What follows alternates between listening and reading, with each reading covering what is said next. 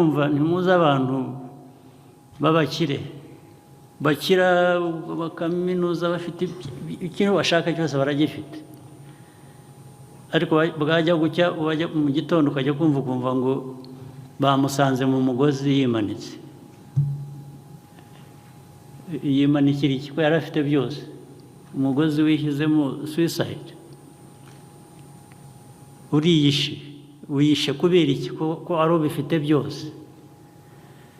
Ariko ibyo yari afite byose ni bya bindi tubona byinshi abantu ndetse kenshi barangamira,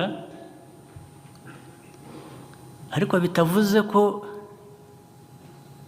hari mu buzima bunyuze,